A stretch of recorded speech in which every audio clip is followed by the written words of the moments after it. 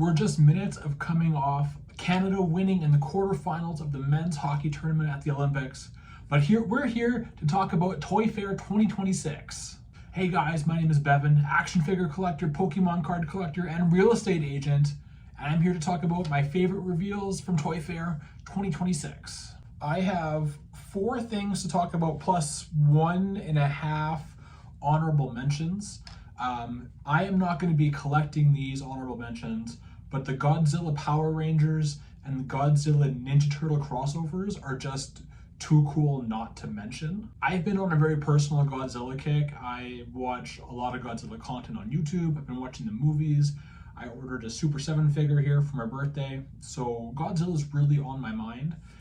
So these figures are really cool. However, I don't think they're going to be the quality of action figure I want in my collection. If I see them at Walmart, I'll definitely take a look and go from there. But the mainstream Godzilla action figures that are available at Walmart and Toys R Us and probably Target in the States is just not really what I want in my collection. So I probably won't be collecting these, but they're cool enough to be worth mentioning here today. Things I will be collecting include the McFarlane NBA figures, specifically the articulated versions. Back in the 2000s, they had really awesome, like basically statue figures, and I had dozens of them from both NHL and NBA, and I still am in love with the NBA and the game and a lot of the players. So I'm very much looking forward to this line to be able to pose them in a jump shot or a dunk or dribbling or whatever it is, and not being stuck to what McFarlane Toys decides the pose should be for LeBron James. A few years ago, I think it was Hasbro released a line of articulated NBA figures, but they were so expensive. They were like 80 bucks Canadian each, 50 bucks American, I think is what it was. And I'm hoping the quality doesn't look as high, so I'm hoping these are maybe around 40 bucks each. If that's the price range, I can live with that. If they're anything higher than that, I probably won't be collecting them except for maybe 1 or 2 of my favorite players. But if they're 40 bucks each, I can probably put together a nice little display of 5 or 6 figures. And I hope this allows for the potential of doing NBA Legends figures, because that was something that was really big back in the 2000s for the original Sports Picks line. So I'm hoping to get like an articulated Kevin Garnett or a Shaquille O'Neal or something like that. Would be really cool. So I would say pretty confidently that NECA is my favorite toy maker in the world right now. Just over my head, you can see my NECA display. It's not huge by any means, but they make so many things that I wish I could buy. The price point, they're about 60 bucks a figure right now here in Canada. So they are pretty pricey, but I do have one on the way with some birthday present cash. So I'm looking forward to that. And they just make a lot of really cool stuff. Nostalgic, horror, basically that's about it. They do nostalgia and they do horror. But at Toy Fair, they brought out something I never would have thought of, never knew I needed until I saw it. They are making McDonald's Ultimate action figures. Now, I'm aware that there is an entire like McDonald's world with like tons of different characters. However, as a 90s kid, I'm really only familiar with the core 4, as I would call them in this video. That's Ronald McDonald, Grimace, who is going to be the first figure they release, Birdie, and my favorite, of course, is the Hamburglar. They're going to be making all 4 of these in Ultimates form, and I will be getting all 4 of them. And if they make anything more than that, I probably won't get those. Just because I don't know, like I'm aware of Mayor McCheese. I think there's like a Big Mac character. I think there's a police officer who might actually be the Big Mac character, but I'm not as familiar with that as I care to be.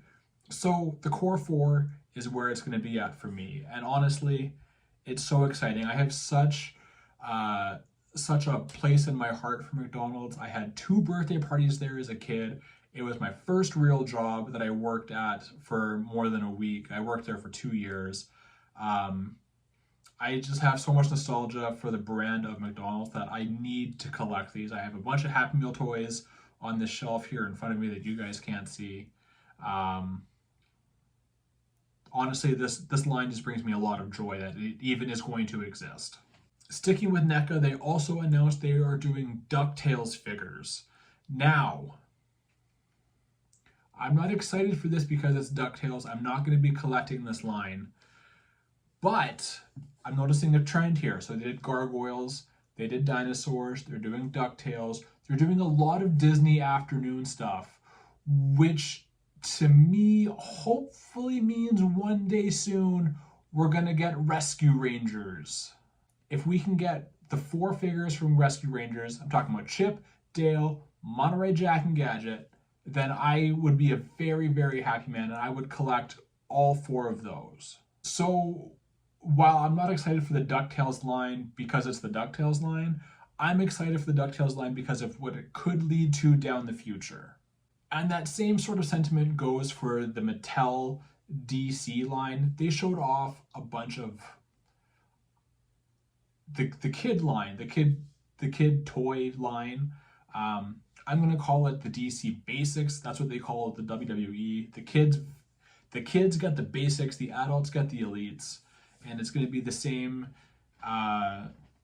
sort of thing with DC. So I'm very excited for next year's Toy Fair to see the DC Elites.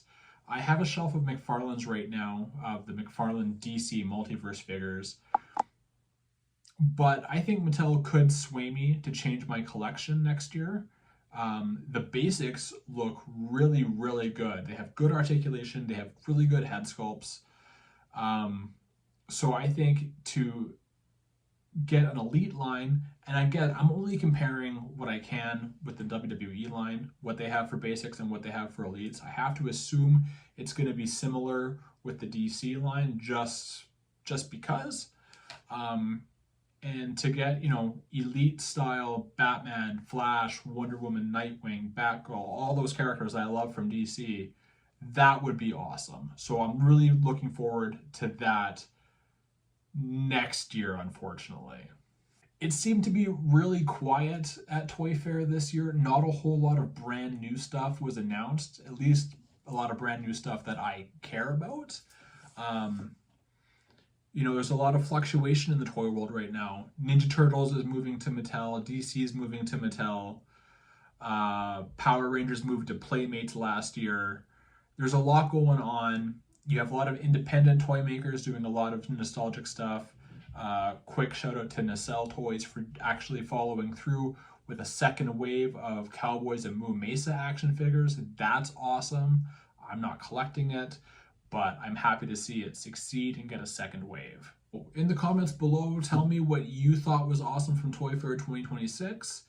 Is there something that I missed? There wasn't a whole lot new for WWE, which was disappointing, except for Ultimate 32 they announced with a Stone Cold Steve Austin and a Jake the Snake Roberts, and I think a Roman Reigns, maybe, and Elite 126, I think. So there wasn't much from WWE, which really would have piqued my interest.